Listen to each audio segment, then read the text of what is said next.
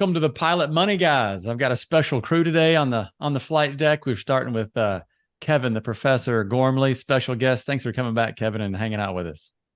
Yeah, it's great to see everybody. Thanks so much for inviting me back, or as we like to say, I was the only one that was available. Yeah, and you're part of you're the boss too. So when you want to come back, you come back, right? Okay. Andy's back by popular demand. We appreciate Andy coming back. Kevin, did you get to listen to his podcast last week? I did.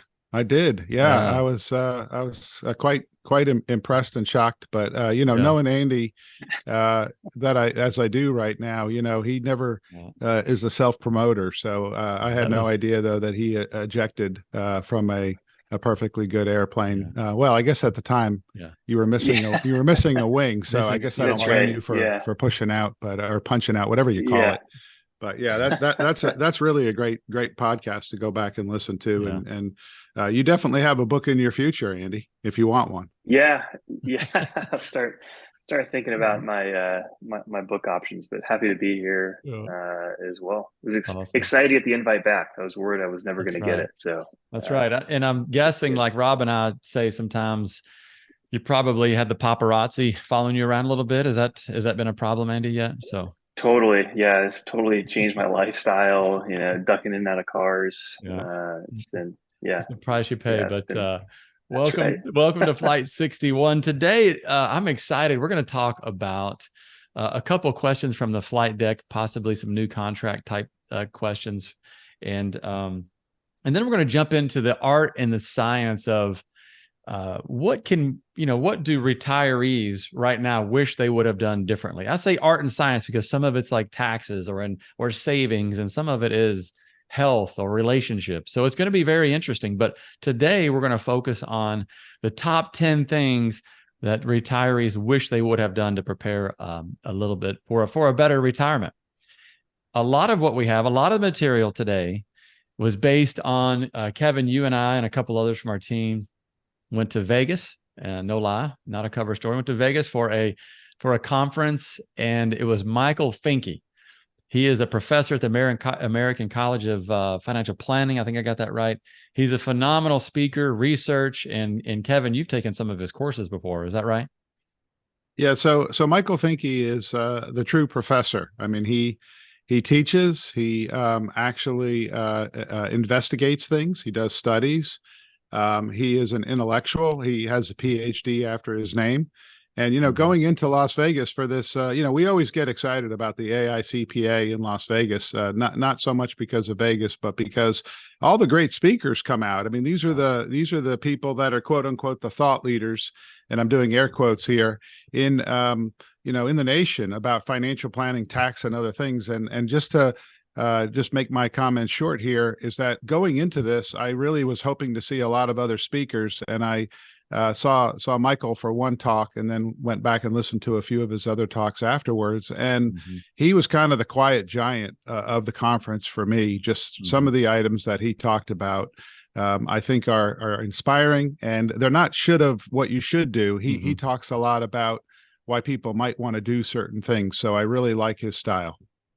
Yeah. One of the, and we'll talk about today, I think what's going to be interesting today as we get into this is that a lot of these comments and suggestions are from people that are retired, and they say, I wish I would have done this a little differently. So the funny part is we'll share some Facebook quotes because he was on a Facebook group. Let's say the Facebook group was Retired or Thinking Retirement. And he lurked on there for a couple of years, he said, and then just kind of learned a lot about, hey, what did they learn? So it's really good research, practical. But let's jump in. We've got a couple of questions from the flight deck first, because we've got a lot going on in the world of airlines and its contract. It seems like all the airlines are in contract, either negotiations, getting ready to strike. Southwest Airlines have a Delta contract already.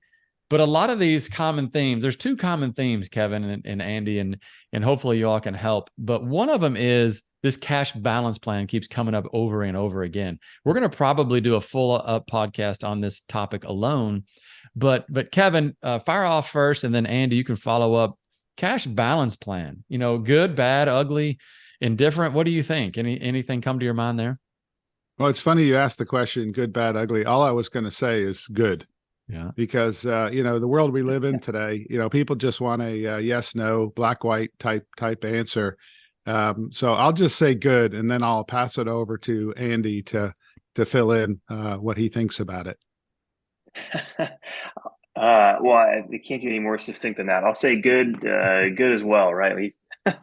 When you think about retirement, just the more options are better, in my opinion, in terms of saving for retirement. So that's how I fall on the good, bad, other side of the argument. Yeah, absolutely. Well, I'll add a little bit more than Charlie. I was hoping Andy was going to go on a whole diatribe on why it was good, but yeah, the reason why the cash balance plan is a great option is that you actually own the money. I mean, a lot of these types of programs they have at the airlines, if the airlines ever fails or goes bankrupt, you're out of luck. You lose all the money. But these cash balance pension plans allow people to save more than the limits, and sometimes a lot more. So that's the reason why I say these are good. And when you leave, you can take them with you, which is always nice. You could roll them to an IRA, and a lot more to follow. Yeah. Yeah, that's huge. And each airline that we've seen so far are using them a little differently. In other words, Delta is using them, as I understand it now, as an overflow mechanism. Kind of like Southwest Airlines has their non-qualified plans that you just referenced, that are an asset of the company if they face bankruptcy. That's a little risky, of course. So Delta's implemented theirs as that overflow. Once you get above those IRS limits, it flows into the cash balance, which is phenomenal. And then you can roll it into an IRA at retirement.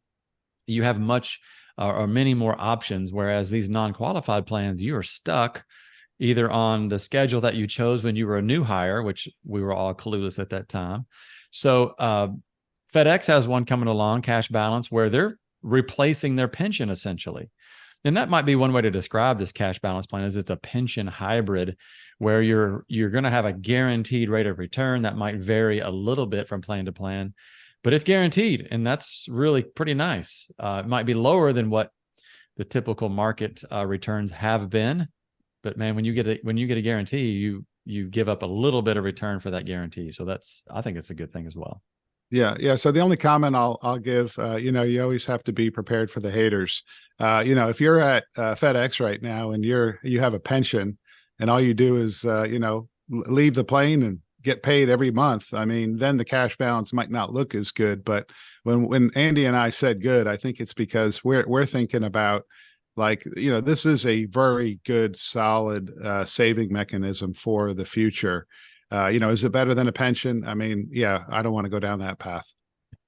Yeah, you might cause some anger. One of the things we're going to try to do is when when the information gets out there, we're going to dive in and get more details and try to help people make these decisions on, should I choose this or should I choose that? Each airline is going to have different choices. Delta's choices are going to be very different than FedEx's, even though they're both cash balance type plans. But Andy, what else? Anything on the cash balance stuff?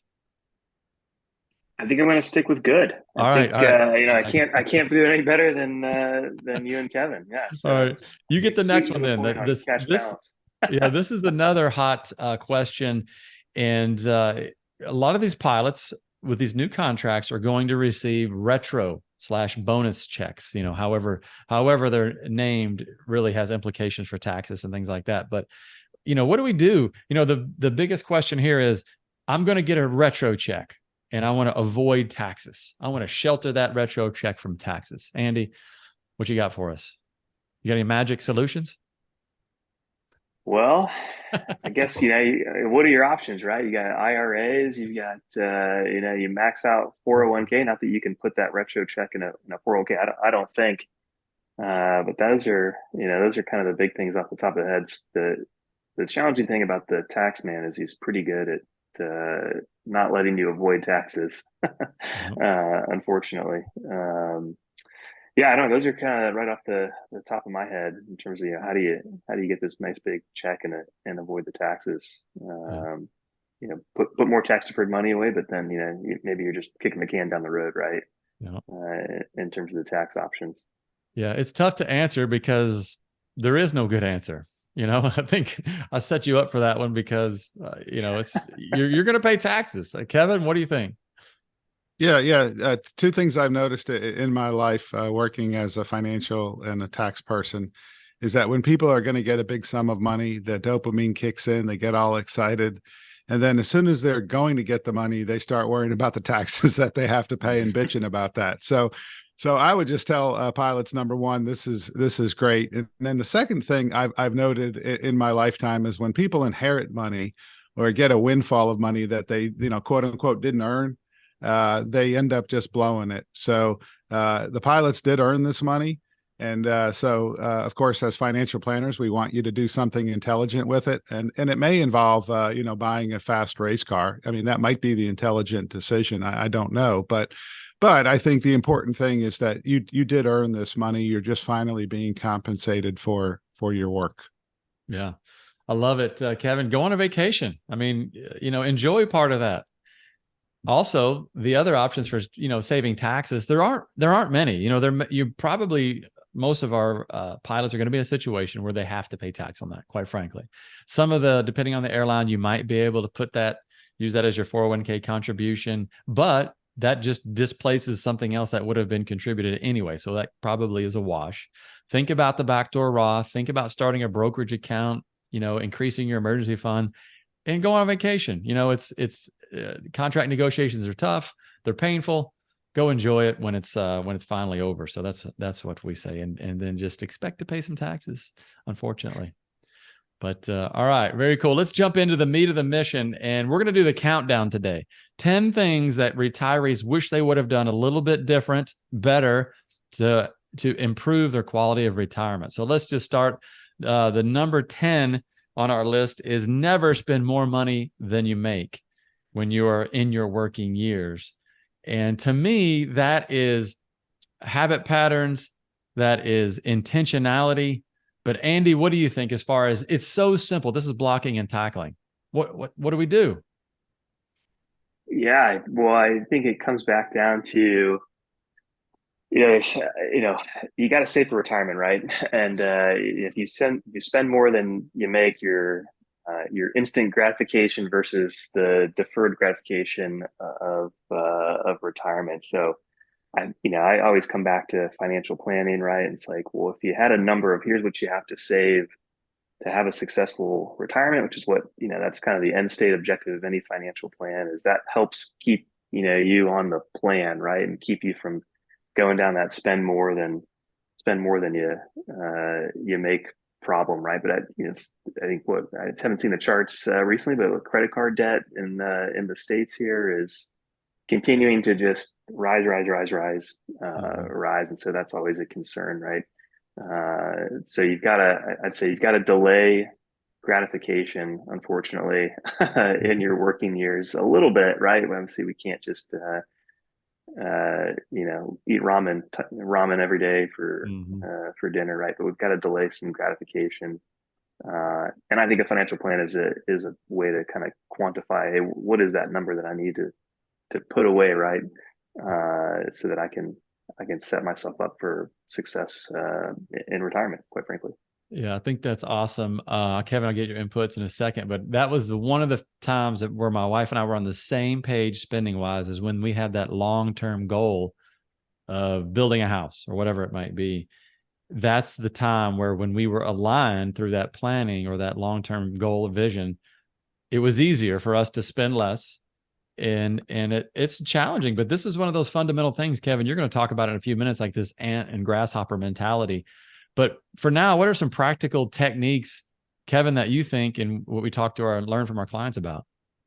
Yeah, so I find it difficult to save more or not overspend the money I make. So I think even in planners' minds, it's very hard to do. So we just have to set up systems where, as Andy said, we have these goals, we automatically save those.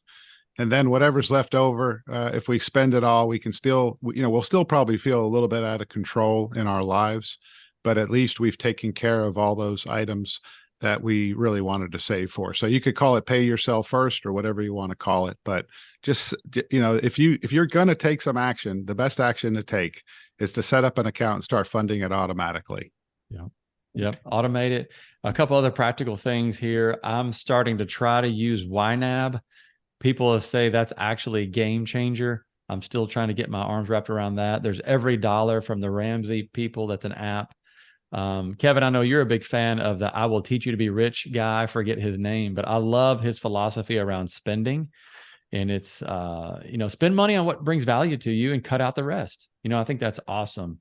Also, check out flight 44 and 27. We've got Amelie Riendle on there, and she's talking about budgeting, and that's her expertise as well. So it just takes intentionality, which leads us to the number 9 is, this is something Michael Finke talked a lot about. Plan more, prepare more. The people in retirement said, we wish we would have had a little more intentionality, a little more planning. And I'm not talking just about financial planning, but it's like just sitting down talking to your spouse. What do we want to do in retirement?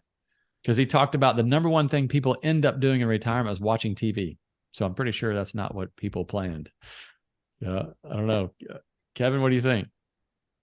Well, life is busy. It's hard to be intentional about items, especially that cause stress in conversation. I mean, how many times do you bring up money to your spouse or other people in the house, and you're like, boy, I'm glad I did that. It's and like, or you should lose weight, or you should exercise more. How well does that go?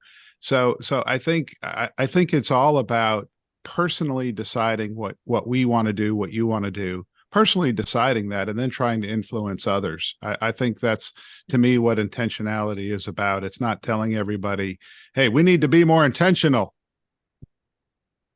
Yeah. Andy, what do you think?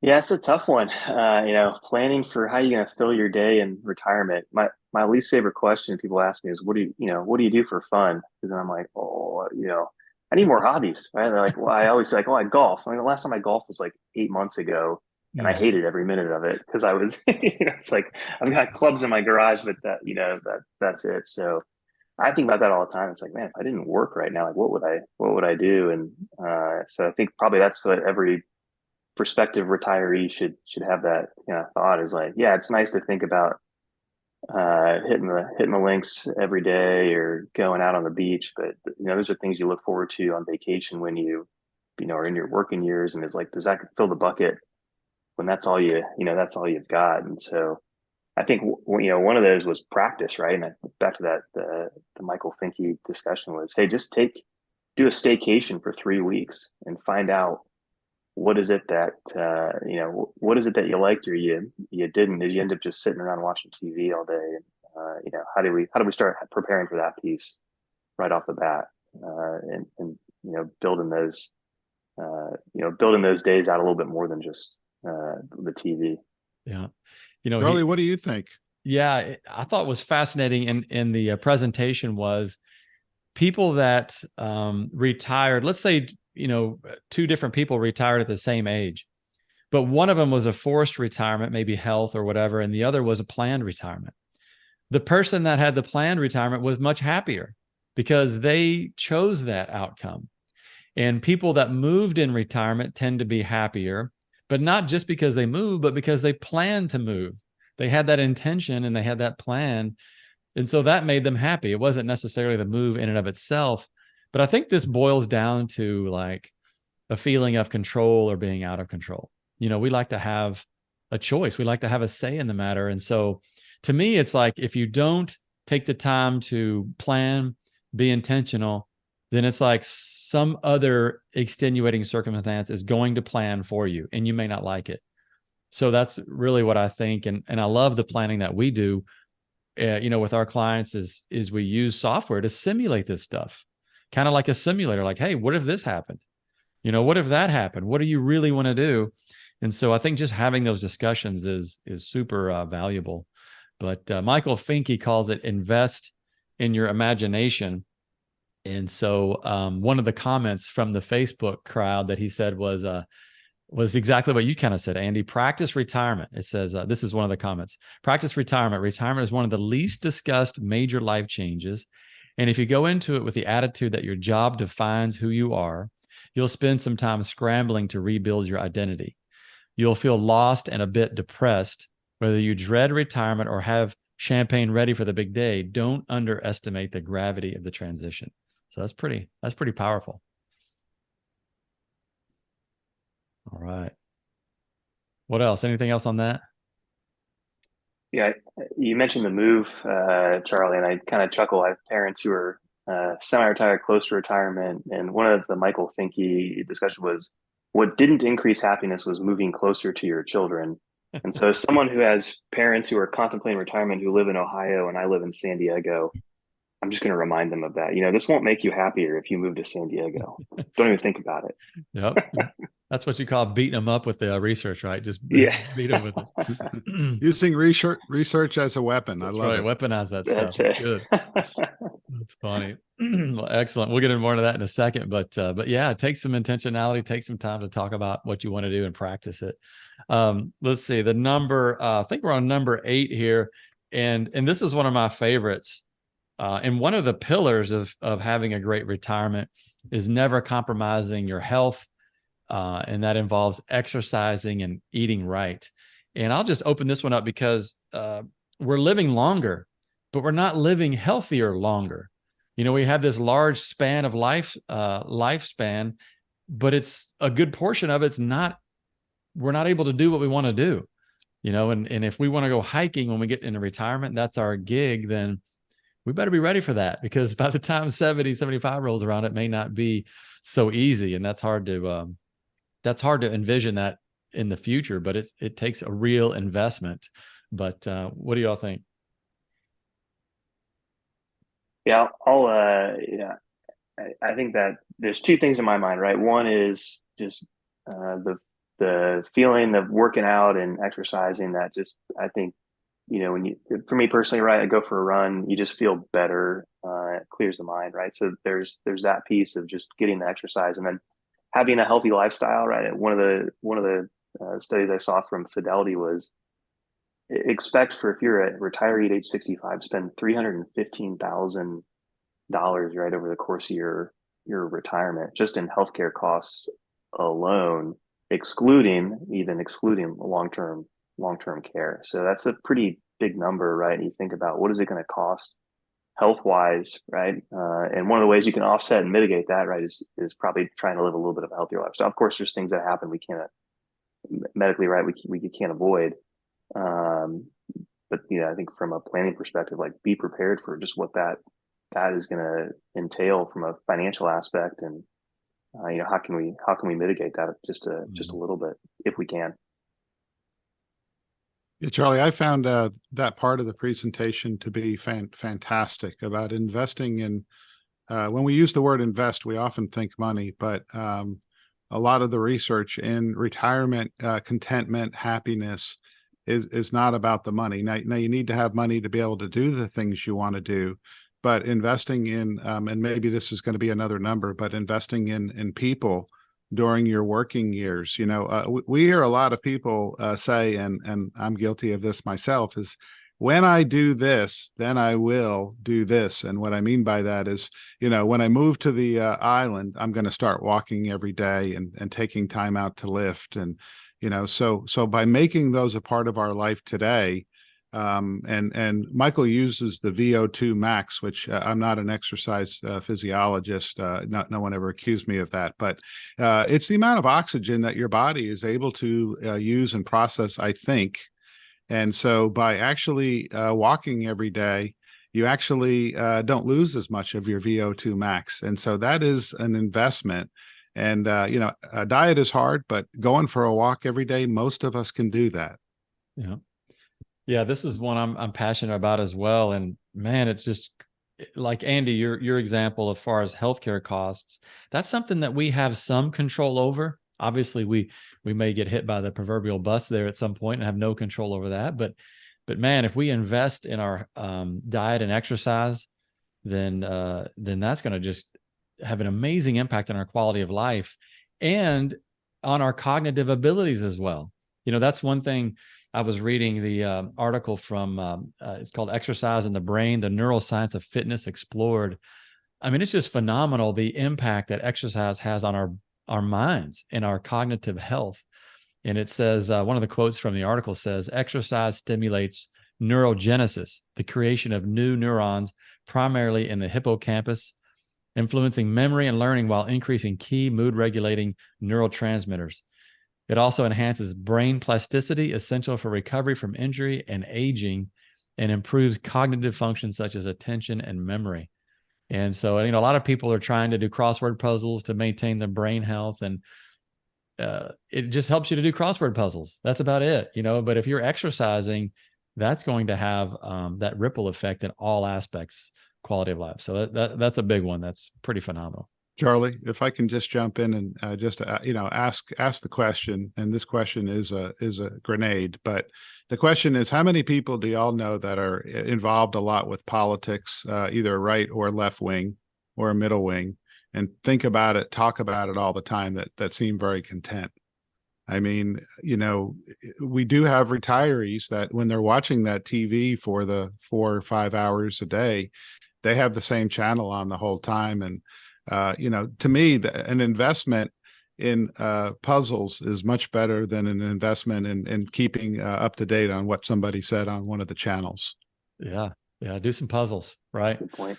Or go walking or hiking, whatever. But yeah, that's a big one. And I just can't overstate the benefits of that. So Kevin, you alluded to this one, man. Number 7 is invest in relationships. And Andy, you had the quote of the week where we talked about this earlier this week. And I said, if you don't have relationships in retirement, you're going to be in trouble. And you just said, I'll just keep working then. I'll never quit. So it's hard. It's hard. And, it takes a real effort to develop relationships outside of work that are going to be maintained into retirement. And so that's really been, as part of all the research and studies, has shown that that's where people had the best quality of life in retirement, is they had those relationships. So I'll tell a quick story. I'm sorry. No, go ahead, Kevin. Yeah, I'll tell a quick story about my mother, who's still living and doing great. And so my mother took up art when she was in her 40s, and the art, she loves the art. But the part of the art that I think is really wonderful from my view is that she gets out and she talks to people. She talks about her art. She talks about their art. So part of this relationship thing, especially for us dudes, I mean, we don't always say, I love you, brother, and all that kind of stuff to each other. But if we do something together, then we're much more apt to continue to hang out and do stuff together. So I think, this is a combination of people as well as some items that we enjoy doing with others. Go ahead, Andy. Yeah, no, I think that's a great point. I was just thinking in terms of, who, it's probably not just friendships, right? But one of the other, things that was discussed was your relationship with your spouse or significant other, right? So who are you going to spend the most amount of time with in retirement? It's probably that person you wake up to every day and see every day. So investing in that relationship, which, obviously not being a retiree is different, right? If you go to work every day and you leave the house and you're gone for 8 hours, and then all of a sudden now you're there, 24/7, right? It's like, that's a change as well to prepare for. So I think that relationship can certainly be impacted in retirement, not to mention, just making sure you've got that friend group that you can go out and go play pickleball with, or go do the art with. Yeah, that's in his research, Michael Finke's research, he had the highest correlation of satisfaction in retirement was your relationship with your spouse. And of course, that could be a really good thing or a really bad thing. In fact, the guys tend to lean on the ladies, this is statistically speaking, for their relationships. And so I think that was a little bit of a stressor from what I remember. That was not the best best way to do things. But, focusing on, talk about investing, and I think investing in marriage counseling or something like that before you retire could be a good investment. In fact, one of our questions that we go over with some clients is like, hey, how is this adjustment going to be as an airline family when you're used to being gone 3 or 4 days a week and now you're home all the time? And I can tell you from experience that there's going to be a time when your spouse looks over and says, don't you have a trip or something you can go on? I mean, that's going to happen. And so just be ready for that. But the marriage was the highest correlation. Then the friendships outside of work was the second. And then, like you talked about earlier, Andy, moving closer to the kids really didn't, statistically anyway, seem to have much of an impact on the quality of life in retirement. Charlie, so if your spouse talks to you about them raising the age of retirement and seems excited, then you might need to work on your relationship, huh? Exactly right. Yep. I had one person look at me one time. I was talking to her. Her husband was a Delta pilot, and she looked up in the air as we were talking. And I was like, "What are you looking at?" She goes, "I'm looking for my husband because he better be up there right now." So I was like, "Okay, all right." I think they were saving for college or something. One of the comments from the Facebook group was, this guy or gal, I don't know, retired at 45. I wish I had planned more for what I would do with my time and how I would have a social life. I planned well financially. I must have done really well financially at 45, but the mental, social, emotional planning was lacking. The retired is in quotation because I've done a lot more part-time and full-time temporary work since then. I still get bored at times, but I have a lot of friends and activities now. So again, that's a big one. And the guys, I think, statistically at least, are not as well prepared as the ladies are. So number 6, this is more of we talked about the art and the science earlier, the relationships and the health might be more art, but the science now is preparing more for taxes was one of the huge inputs from people that are currently retired. I wish I would have done this. I wish I would have done that. Taxes is not only expensive, but it's an emotional pain point too, Kevin, right? I mean, what did you see from this? What do you remember from that? Well, I think, Andy said it in our prep this morning that he was, I don't want to put words in your mouth, Andy. Did you say you were shocked about the amount of people that talked about they wish they would have done an HSA? Is that what you said? Totally. Yeah. HSA, Roth IRA, they see all the don't pay taxes accounts, at least later. Yeah. So, we've talked about this before a lot of times, Charlie. I'm screwing the man over with taxes is one of the greatest happiness factors I think that people can have. I mean, I don't know what it is, but when people say, "What you're paying taxes?" I'm paying zero tax. I mean, I've heard that a million times. Hey, how do I pay zero tax? Yeah. And so when you're in retirement, you have a lot of time. You're probably watching all your political shows, and I guess the people that have the Roth IRAs are feeling really good that their tax money is not going towards all those politicians, I'll say. Yeah. Kevin, this is a tough one. With our working people, we're always analyzing, should I do Roth? Should I do non-Roth? And we look at the numbers, we do the math. But it seems like from what all these comments would indicate is that even if the math at the time in your working years wasn't as favorable, man, it's such a nice thing to be in retirement and have tax-free money, regardless of how the real math may have worked out. You know what I mean? Yeah. So over my career, I've been very guilty of looking at numbers and then telling people what I would do in their situation and saying, it's really a math problem. But it's not always a math problem, Charlie. And you actually, I think you understood this a little bit better than I did when we first started working together, that getting money into a Roth is also a power. It's also a personal control power item. And all that data that we see from the Facebook friends says that Roth and HSA does give you a greater sense of control and power when you get to retirement. Yeah, absolutely. And there's a lot of other things we could talk about as far as taxes. We had one person building a house in retirement, and boy, their taxes creeped up quickly when they start taking big chunks out to build that house. And, that's where the Roth can provide some flexibility. But here's a couple of comments from the old Facebook group there. One person said, I should have calculated my effective tax rates throughout retirement and not just at retirement. It's pretty advanced there, Kevin, right? Basically, I wish I'd had retired earlier to do more 401k conversions when it was really cheap. So yeah, this they talk a lot about the Roth, a lot about health savings accounts. The people in retirement are really benefiting, evidently, from those health savings accounts as well that are completely tax-free for medical. Yeah, and Andy, our military, former military folks can't do HSAs, I guess, right? Because of being in TRICARE. Right. Yeah, that's exactly right. So for those who are military, maybe doing the reserves who are still having TRICARE, you're obviously you don't meet that high deductible health plan criteria, right, to be able to participate in a HSA. So I've been, like I think we were talking earlier in the prep, it's fortunate I've got these great health plans, and I just haven't had the opportunity to appreciate the greatness of the HSA, right? And just when you go back to that original, like, hey, how much is it going to cost, even with Medicare and all that in retirement, I'm going to spend on health, right? To have that tax-free, essentially, account, right, where I get the tax benefits on the way in, the way out. It doesn't get any better than that, right? There's some huge opportunities.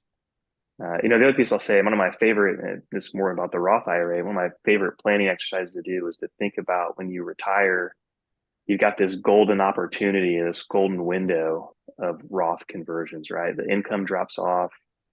You don't have your RMDs yet, right? So that period between RMDs and retirement is like those are the just primo times to start thinking about Roth conversions, where you're filling up lower tax brackets, and it's really fun to see just like how does the calculus change, right? How does the math change in terms of how much RMDs you're going to have to take, and you can even think about legacy planning, right? If you had your choice of what do you want to give to your kids, is a Roth IRA or a taxable IRA, like a Roth IRA all day long, right? In terms of just some of those benefits. So those are one of the more enjoyable planning exercises, I would say, is that runway. And those RMD years are going further in the future, and just the window is getting wider, especially if you think about age 65 mandatory retirement.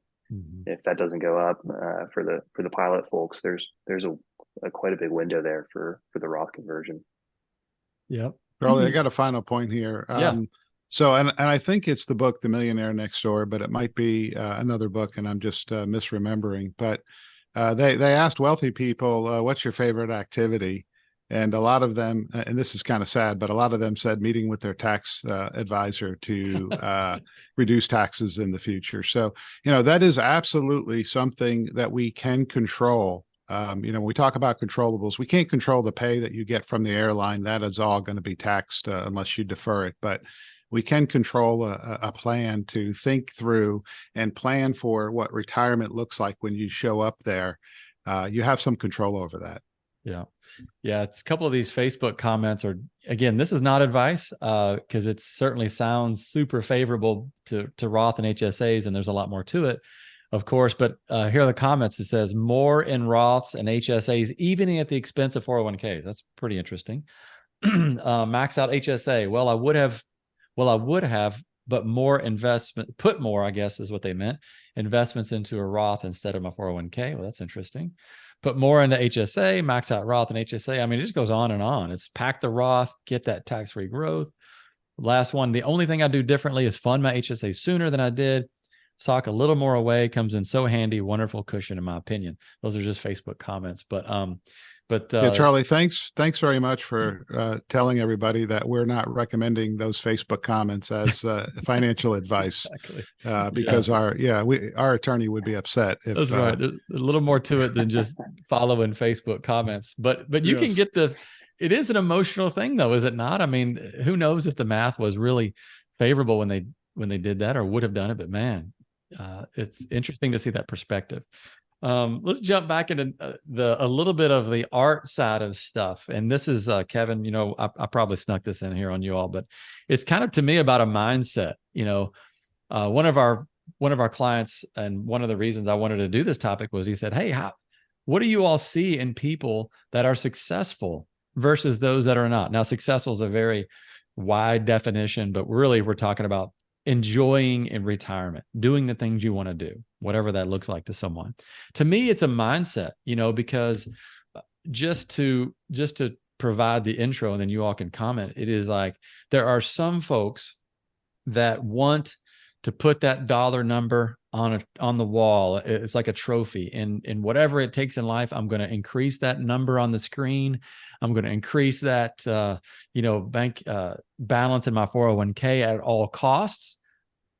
And then there's the others that it's important, but maybe it's more like 2 or 3 or 4 down the line of priorities. And guess what? It's almost a paradox, but the folks that just will do anything to get that 401k balance higher than their peers, most of the time, they're not the ones enjoying retirement the most. I don't know the science behind that. What do you all think? I mean, to me, it's very counterintuitive. Yeah, I think from those who are talking to me, those who are in retirement, and they, the Michael Finke, right, talked about there are people who, and I think he used his mom as an example, who get a pension and they will spend every dollar of that pension, right, and they will not even think twice about it. But to take money out of their IRA is like, the worst.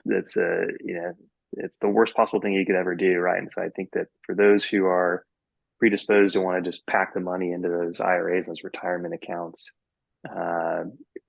it just becomes this mental thing that's hard to switch in retirement, right? Your whole life you've been thinking about, got to put money away, got to put money away, got to put money away, and that's been ingrained in you until age 65, right, or what have you. And then all of a sudden it's like, well, no, now you got to take money out, and I think that's just such a hard mental switch for people to do. So I think thinking about that comes back to the financial plan, right? Hey, you're okay to draw money out of this account, and you're okay to enjoy the fruits of your labor, that deferred gratitude that you've been accumulating over the course of your life. So I thought that was interesting, like pensions versus, which of course nobody really has, very few pensions out there now, but pensions versus the IRA type balance. Yeah, Charlie, I'll just say that, sometimes you go to funerals and you hear people talk about the deceased, and, they never talk about the money. And there's been times where I'm like, boy, I really wish I would have known that person better, because they're such an extraordinary person. So a lot of times, we work with professionals. Making money is one of the goals, and getting to retirement is a financial decision. But really is retirement's, it's not a success if you're rich. That's not a successful retirement. A successful retirement is a life well led, and a life that impacts others. I mean, that's just the reality. This is not soft side thinking here. This is this is just the reality of who we are as human beings. We need others. Nice, Kevin. That was phenomenal. I didn't mean it for me. I'm sorry. You almost made me cry there. Well said. I think the airline folks are, and I know when I was there, I felt this pressure, because you're paid by the trip, by the hour. There's this pressure of like, if I'm not flying right now, this is costing me money. I remember taking a couple trips off, or starting to give away trips when I was able to.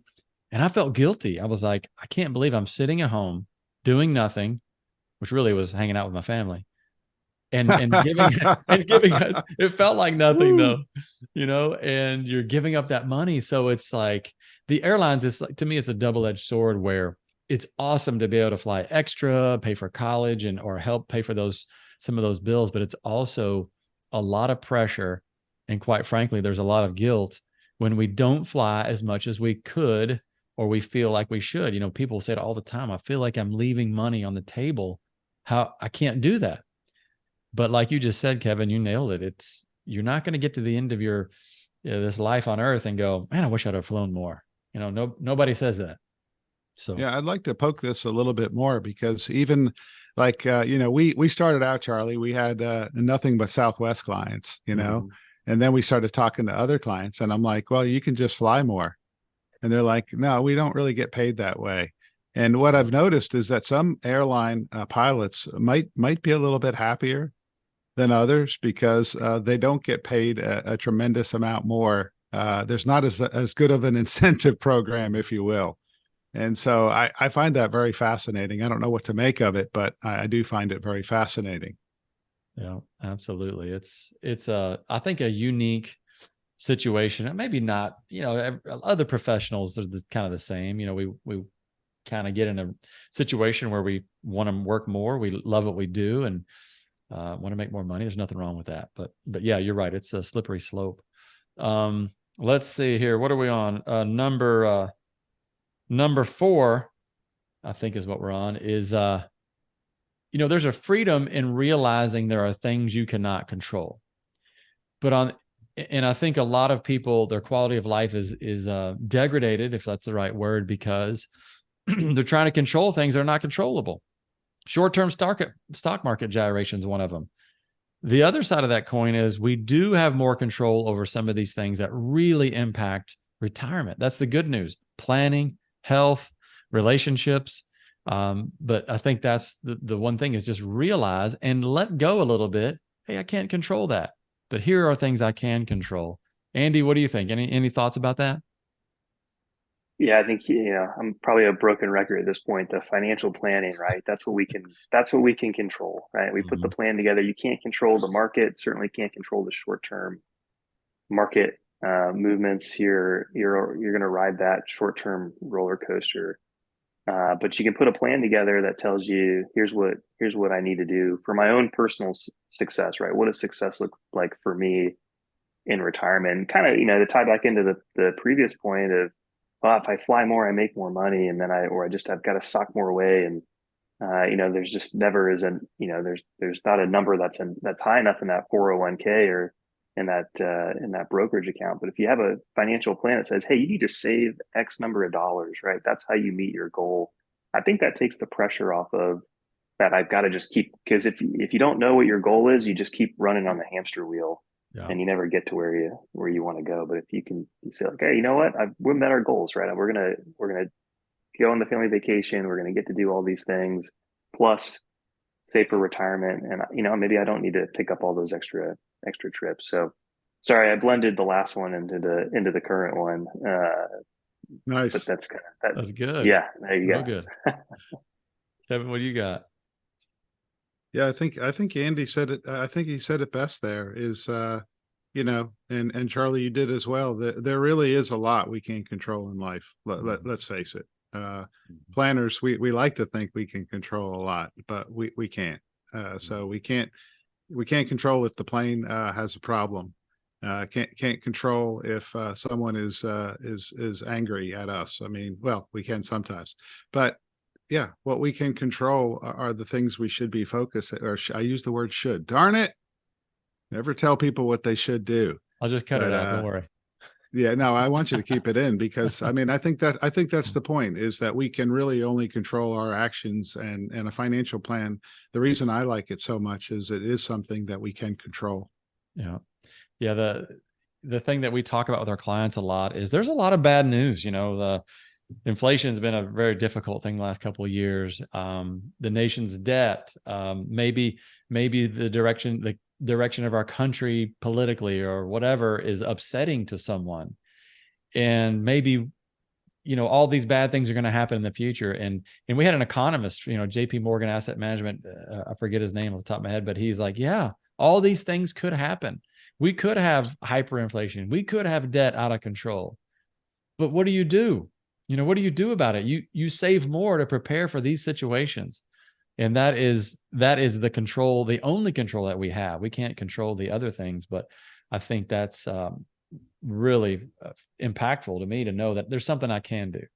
And but anyway, yeah, David Kelly, thank you, the David person Kelly from JP Morgan, and just to reinforce that people with British accents always sound smarter when they say something, because he just said, look, you're worried about all this stuff.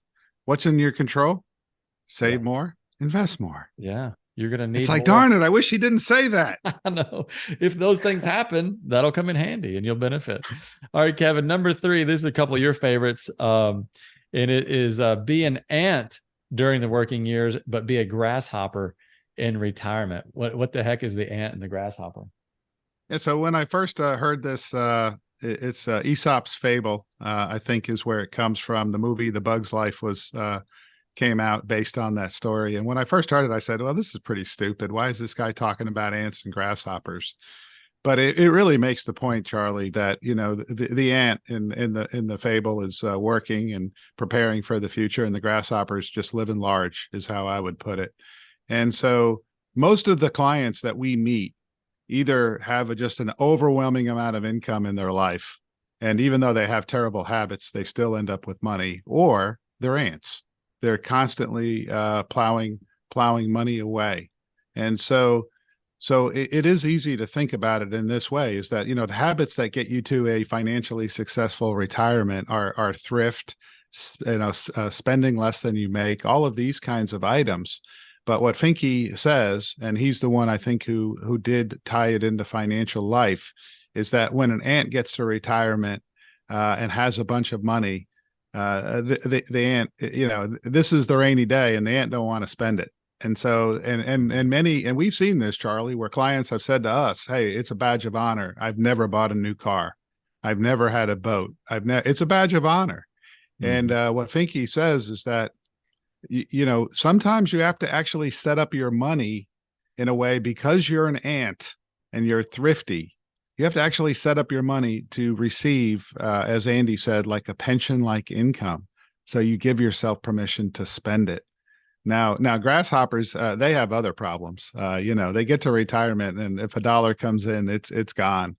Mm-hmm. So I don't know. It's harder to work with a grasshopper in retirement than it is an ant. But all we're saying here is that, have some balance. When you get to retirement, that's it. That's your time to spend it. After you die, you have no more opportunity to tell others that how thrifty you are. Yeah, I'm going to steal Andy's theme today, and the financial plan. The financial plan. We all struggle with this balance of how much to save, how much to spend, and let's say in a typical marriage partnership, one's the spender, one's the saver. And they're always like, well, we need to enjoy the moment. Well, we need to prepare for the future.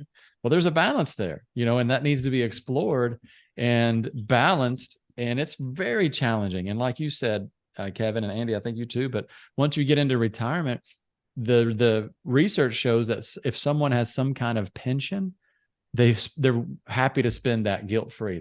They'll spend more and enjoy their retirement more, which is very counterintuitive. And especially, we're not, we haven't always been a fan of annuities because there's sales commissions, this and that, but they're getting better, getting less expensive. And people tend to spend guilt-free when they have that type of guaranteed pension. So there's a benefit there. Yeah, I think the quote was, be an ant in your working years and then be a grasshopper in retirement. So save in the working years, and then don't be afraid to spend when you retire, to an extent, right? All things in moderation. That's right. Absolutely. Last two are these are pretty emotional ones. So I hope nobody cries or anything like that on the podcast. But let's see, number 2 is, don't compare yourself to someone else. And somebody said one time, comparison's the thief of joy. A lot of people say, that person's doing this. Social media exacerbates this problem tremendously in all aspects of our lives, but especially money. Hey, that person's doing this, that person's doing that. It's like, what are your goals? What's important to you? Stay in your lane. And again, all the things we've said up to this point apply. But that, to me, is one of the things that we've learned is like, hey, we've got to do the work and know ourselves so that we don't compare ourselves to someone that's completely irrelevant. And boy, you talk about feeling frustration and even, in fact, there's an article I looked up. It says feelings of jealousy, frustration, and hopelessness emerge if comparisons continue. If left unaddressed, chronic anxiety and depression can stem from such behavior. The other quote was, avoid comparing other people's outsides to your insides. We don't know what their life is like. We don't have any idea what's going on. So that's one of the things I think is difficult, but it's important. Hey, Charlie, I worked with a few homeowners association at one time, and I will tell you, I will never be on a homeowners association. I have a lot of trouble going to those meetings. I mean, it's all about looking at what others are doing and trying to stop those people. it's comparing yourself to others, and it's a very toxic environment. So, I mean, that just shows me that if you're worried about your neighbors all the time, live in a bad neighborhood, and you can always feel that you're better. Yeah, absolutely. It's like when I was in Charleston, all I did during the week was play tennis with a bunch of old guys. I felt very young. So that was really nice. It's like the fountain of youth. All right, Kevin, the last one, number one, is even if we do not want to think about it, our mortality is real. Man, this is a heavy one. So take it away. Yeah, I don't think it's news to anyone that we're all going to die, but nobody wants to think about that. I don't want to think about it, but so when we hear people that get to retirement, or when we hear 60-year-old pilots that contact us and they say, I should have done this, I should have done this in the past. I would just say, look, you only got so much time left. That's somewhat freeing in a way, that stop thinking so much about the past and just see how you can improve the rest of your time here. And then the second part of it that's really confusing, and I'd love to get Andy's take on this, because this is one of those mental exercises we go through with a new retiree, is how much do you spend this year? Not knowing when you are going to die.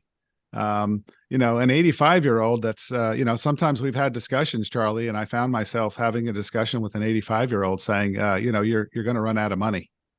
So it's like, the projection is 14 years from now, but so how do you decide to live a good life with your money when you don't know when you're going to die? I think that's really the second part of it. Yeah, I think when I was working with clients, the conversation I always had, well, this is an easy problem, right? We just need to know exactly when you're going to die, and we need to know exactly what the market returns will be. And when we solve those two problems, then this is an easy math problem at that point. And unfortunately, those are challenging variables to ascertain and quantify.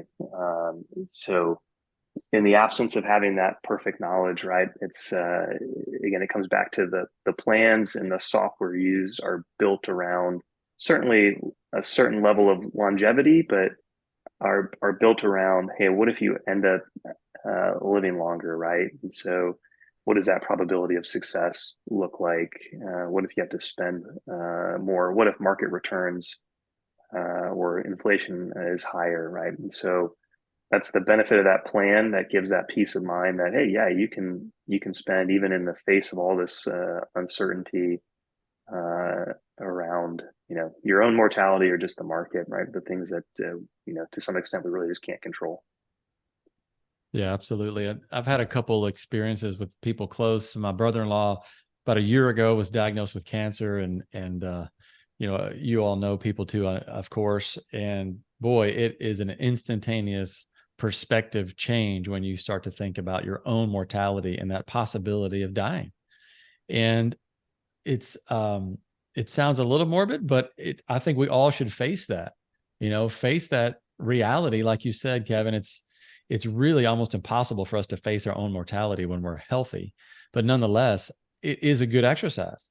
Hey, what if something happens to me? And that's where, we love talking about estate planning, life insurance, those types of things. And not only the financial side of things, but like, hey, what do I want to do with my life? It's not going to be forever. I'm kind of in the big scheme of things, we're kind of a little blip on the radar screen here as far as longevity is concerned. And Kevin, I think you said something earlier, and we get one shot at this, and it's really not that long of a time. So take advantage of it. Don't worry about regrets, and think about maybe your legacy. And I know as we get older, we start to think about that. And one of the questions you have on the show notes here was, what do you want your money to do for you 50 years in the future, 100 years in the future, 200 years in the future? And think of it that way, where, boy, that changes everything. It changes the perspective. So this is that's Charlie, a tough one. Yeah. Let's bring the insects back in for a second, because we've all seen this, that you have ants that are, that are living, and they're holding on to every penny. They're not really, well, they might be enjoying their life. I don't know, but then they die and they leave their money all to grasshoppers. So, so that's the key thing in there is, like, like we talked about, we all are going to die. Having an estate plan for what you want your money to do in the future, especially if you've gotten a significant amount of money. How can you influence others and make other lives better? It's not a touchy thing. It's true, because we see people inherit money, and what do? They say, not my money, so let me spend it right away. Yeah. Awesome. Yeah, that's a good note to end on. And Andy, anything else on your mind you're thinking of? Just happy to be here. Yeah.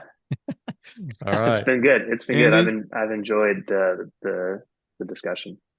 Very cool. And Andy shares one attribute with Michael Finke. He might share a number, but he shares the attribute of using data to make decisions, but also understanding that there's also wisdom in not telling people what to do, which, and I think that is the role of the planner, is not to tell people what to do. So Andy, it's been a pleasure today with you on this podcast. But the other thing, yeah, thanks, Kevin.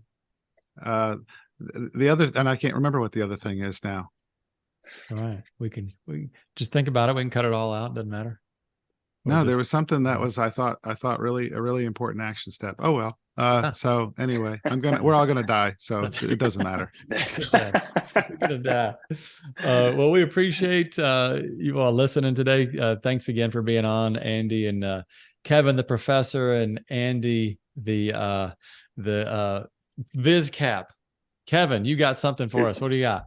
Yeah. I just, I'm wondering if we can give Michael Finke an honorary call sign in absentia, or whatever the phrase is. And, I thought of Lurker as being one of them, because he said he lurked down the Facebook group for a number of years. So what do y'all think? Do you have a call sign for him?